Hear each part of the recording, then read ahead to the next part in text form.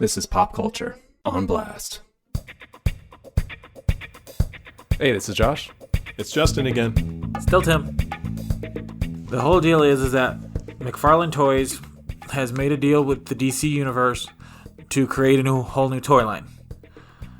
And so that means that more collectors and collectibles will be coming out down the pipe, including vehicles and classic iconic characters, into what is the multi-billion-dollar industry, which is merchandising. Where the real money from the movie is made. Which is the truth. Someone had to do it. So you're a collector. I am a collector of certain things, yes. Of certain things. It depends. I don't collect everything. Right now, my thing that I collect are Funkos. Should I ask what that is? The Funko Pops. No. The big-headed... They're pretty much modern bobbleheads. Oh, okay. Yeah. Sure. And the company themselves, the Funko Corporation, are able to get the licensees for multiple franchises, movies, Disney. Right now, they're even doing directors, animated across every board to bring these new to bring them out to the point to where people stand in line for the Comic-Cons for hours on end just to get a collectible from one of them, because that's where movies make their money now. And you said McFarlane has the deal with DC? McFarlane Toys themselves has the deal with DC to produce them, and that was one of the ones that I know when I was growing up. That was the one, once McFarlane Toys came out, to collect, was they would create the Spawns, and then the Spawns will go. And when I worked at Toys R Us like 13 years ago, that would be, you have the people every day when the new shipments came in, they were in the doors, grown men, combing through every single one we had and then trying to grab them. Same with the car toys from the movie from Toy Story and Cars.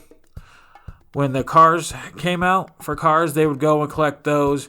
And then when they released the Pixar versions, because you know how in Cars they had the Pixar versions of movies within their universe, like they had Toy Story, with cars? But with cars. No, I did not know that. They put them out towards the end, and so those would sell, and those would be collectibles because people, they buy them, they sell them, they make a buttload of money.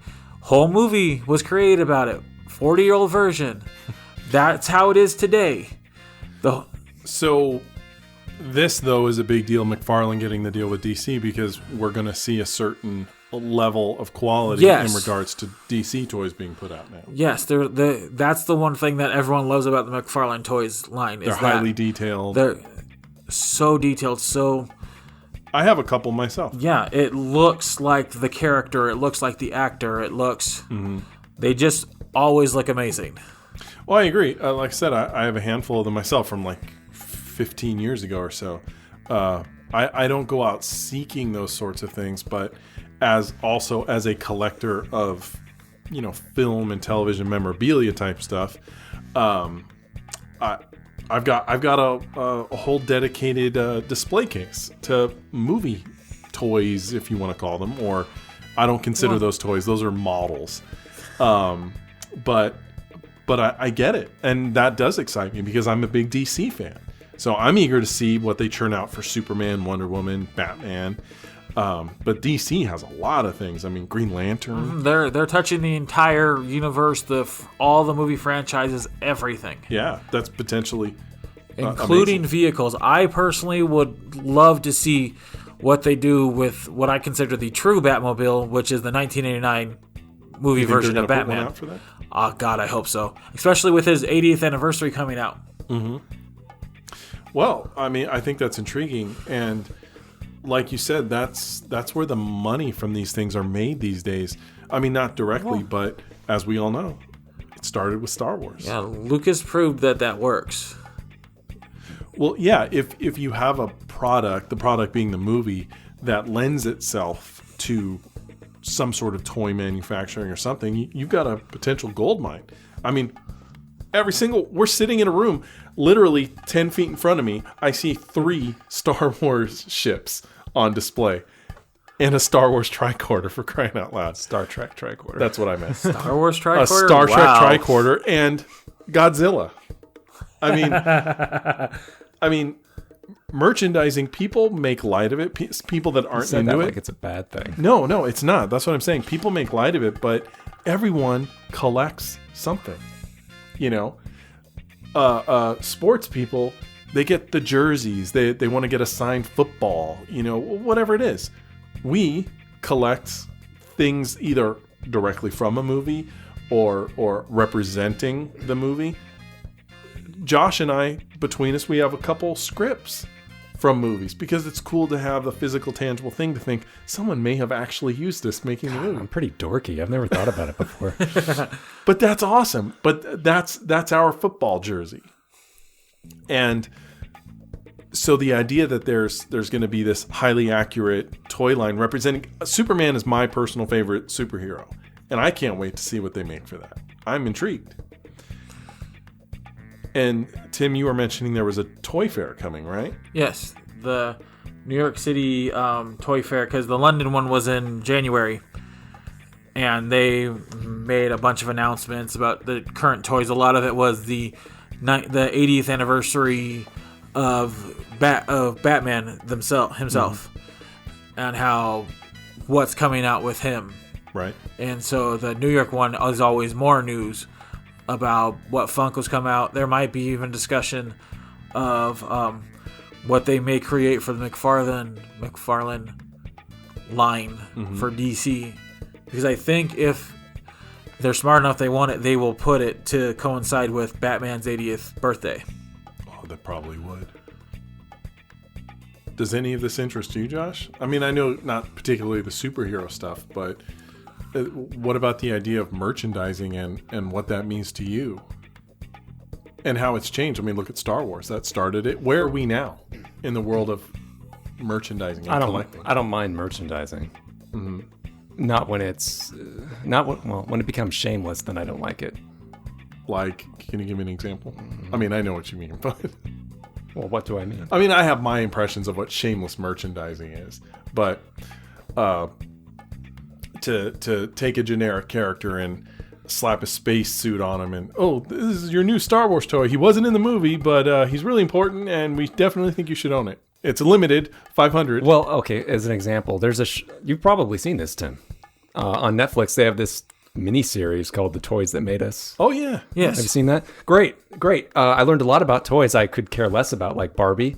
But it's fascinating. It's fascinating. And there was one on Star Trek toys. Mm-hmm. And I was like, great, I love Star Trek. And they so many of their toys had nothing to do with there was the Star Spock hat with the siren on it. And I was like, and they were like, what is this? Like, it just said Spock on it. And I was like, what? That, like, okay, that's shameless, right? Yes. But no, I mean, I like, I wouldn't say I'm a collector, although, yeah, Justin did point out a few things in the studio, in the pop culture studio here that are, I guess you could consider toys, but I wouldn't, I'm not a collector, no, by any means. I just have stuff. I have a few things to remind me of them, that's all. And I would point out that none of the items were purchased by me. They were given to you as gifts. To me. I did not seek them out. So. And what's wrong with seeking them out, sir? I didn't say that there was anything wrong with that, although I did imply that there was. Yeah, exactly. With the tone of my voice. But see, that's sad that you even have to, in a way, feel like you have to defend it. Well, yes, because there is a stigma against grown men collecting toys. Those are not toys. What I'm looking at that one's models. Totally, they're models. That's a model. It's over there. Just like it's not a doll, it's an action figure. Right? I'm sorry, Godzilla's kind of a toy. Sorry. Yeah, that one down there is a toy. What, the Godzilla? Godzilla's a toy? No, the Falcon that probably opens up, that's a toy. Oh, bro. Sure. Isn't that a carrying case? Yeah, I think so. But the Rebel Blockade Runner, that's a model. All right. And it's beautiful. Technically, it's still classified as a toy. I'm just letting you know. Technically, probably so. I did work at Toys R Us. I know these things.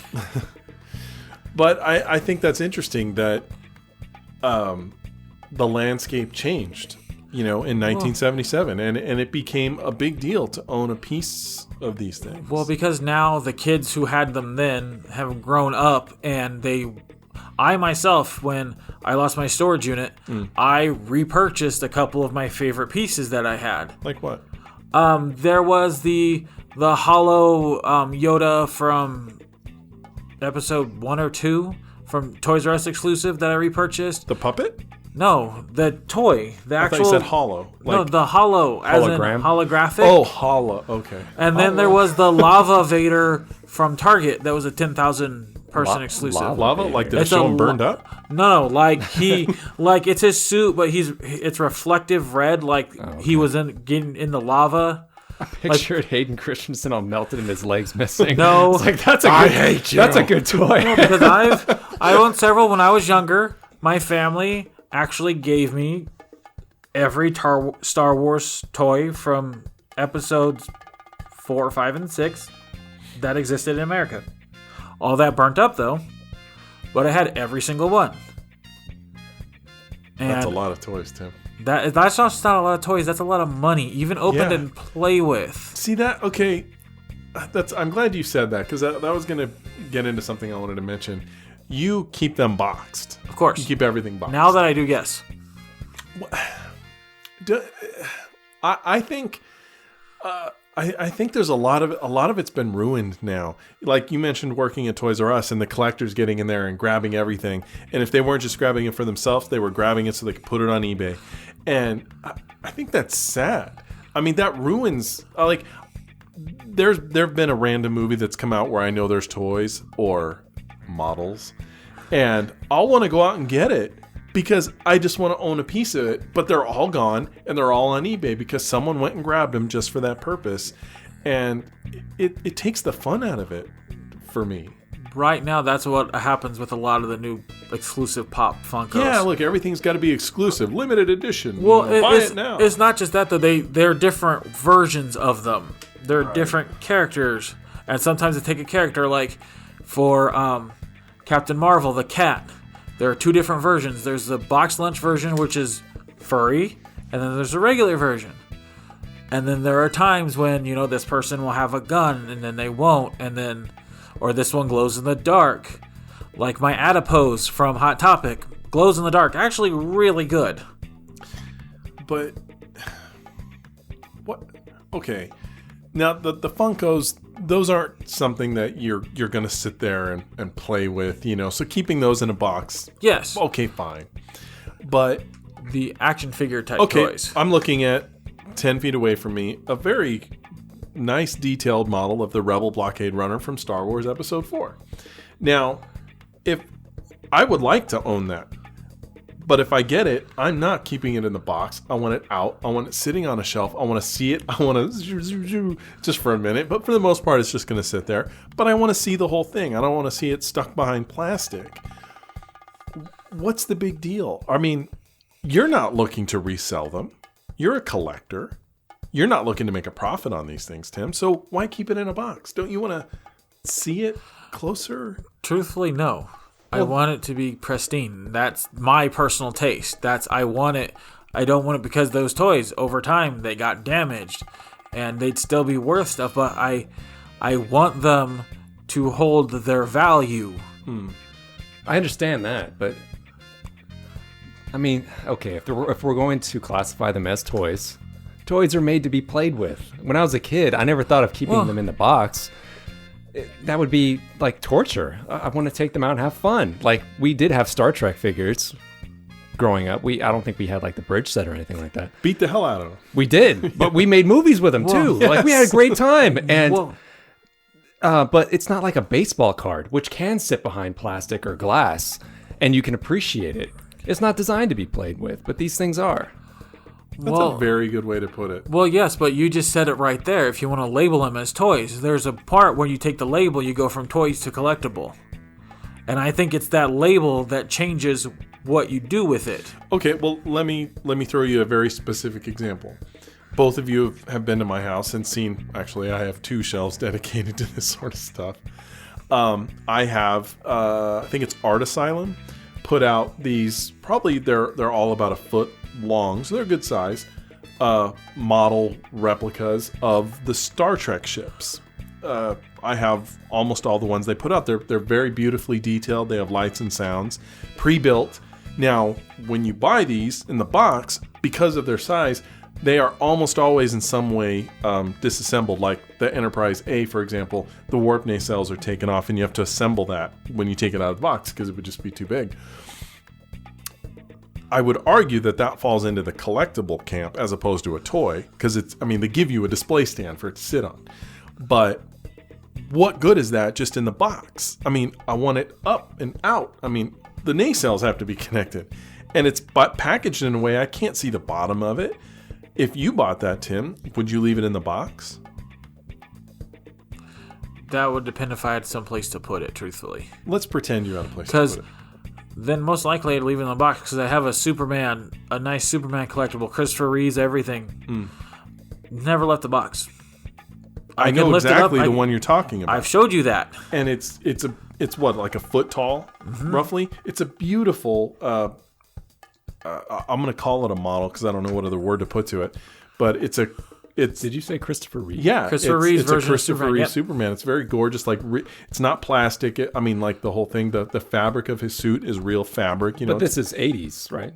80s. This is from when it was made. No. This is modern time. A couple years ago. Okay, I thought you'd been saving this. No. No, I wish. But that thing is designed to sit on a shelf where you can look 360 around it, and you still got it in a box. Damn straight. I don't Never get that. taken it out. I don't. That kills me. I mean, I get it on some level, but it's so beautiful. I want to see the whole thing. Like, I want to shine a light on it. Like recently, Justin and I were at Universal Studios, and I can't remember what store we went to, but it had movie memorabilia in it, right? And they had this life-size Boba Fett. Oh yeah, right? yeah, for yeah. like $500. Things or from something another like that. world. Yeah. And I'm looking at it. I'm like, oh, that is the coolest thing I've ever seen. Would I pay $500 for it? No, because it would just sit there. I mean, it would be. You're talking about the life size, Yeah, right? but even the other ones, there were some shorter ones of Yeah. like Luke, and then I think Picard had one too. I think maybe there was something Star Trek related. But I'm looking at it, I'm like, oh, that'd be so cool to have, but I'm not going to pay that much money for it because it just sits there. I'm like, well, what can I do with it other than look at it and admire it? Well, You're telling me if you didn't have the money, you wouldn't buy a life-size Darth Vader standing? of course, if money was no object, I would. But even though it just sits there, if it has to have some kind of practical value. it's awesome. I know it's awesome, but I need a little bit of. I think I'm hitting on something key here. It just sits there. Well, so At does least that. a car can get you somewhere. It has practical value. Yeah. I don't care about what it looks like as long as it can get me from A to B. Of course, there's people that will completely disagree with me and say, "Oh no, I need fins on it. I need rims." I'm like, "Well, okay, that doesn't mean anything." Fins? Fins. Yeah, fins. Like they had on the Delta Flyer. Who puts fins on cars anymore? The Batmobile. I don't know anything about cars. You see, that's where I was getting at. Very good. Point well made. Well, gosh, man. I mean, I think I kind of fall somewhere in between the two of you. I want to see them. I want them out on a shelf. I don't necessarily want them collecting dust, and I certainly don't want any harm to come to them because they're usually fairly pricey. But I want to enjoy them. I may not want to, sit on the couch and zoom, zoom, zoom, fly it around my head, but I want to look at it and admire it. I have the Art Asylum Enterprise D, which separates and everything. And believe me, when I took it out of the box, that's exactly what I did. I separated it, and I played the music from Generations, where the ship separates, and just for a minute, and then I put it on a shelf. And just once in a while, I open up that shelf and I hit the button, Picard Engineering, whoop, nah. It's fun. I like to hear it. Acting Captain Wesley Crusher. Well, Tim, is there anything else you'd like to add about this, about the Mcfarlane Toys and DC? Well, it'll be interesting what they bring out because it'll be more than just one version of Batman. It'll be multiple versions. It'll be multiple versions of Superman. Now that we have a new Aquaman, it'd be classic Aquaman, and now the Jason Momoa version, and then the vehicles and everything, because they will go from comic books to movies to the cartoons, and they will do it extremely well because they've done extremely well with all their other toys in the past, especially their Spawn line. What kind of price point do these usually hit? Depends on what you're buying. Average is like $30 to $40. And we're talking like maybe a 8-inch figure, roughly? Sometimes they're about a foot long. It depends on your character itself. Mm-hmm. Because, your big Solomon Grundys are going to be a lot bigger than your Catwoman. Right.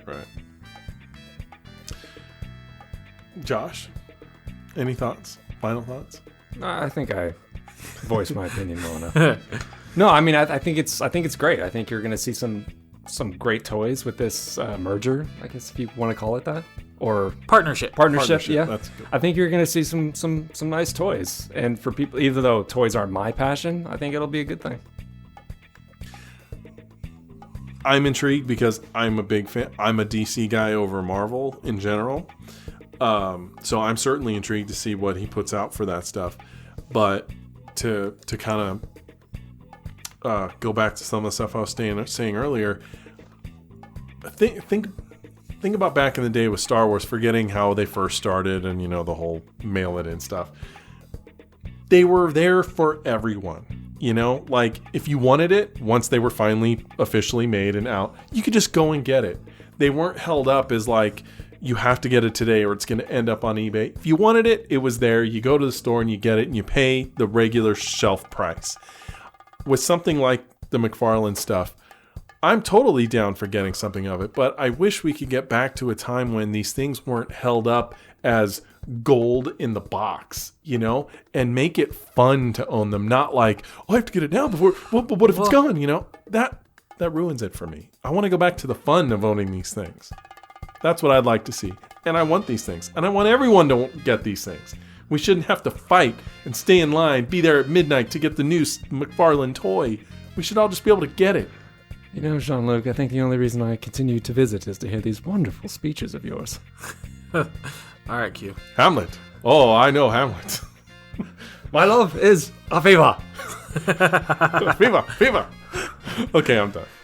Well, if you'd like to subscribe to us in iTunes. Haiku. If you like us, please give us a rating in iTunes. Leave a comment and hit that subscribe button. You can email us at pconblast@gmail.com or visit our website. Until next time, I'm Josh. I'm Justin. And I'm Tim.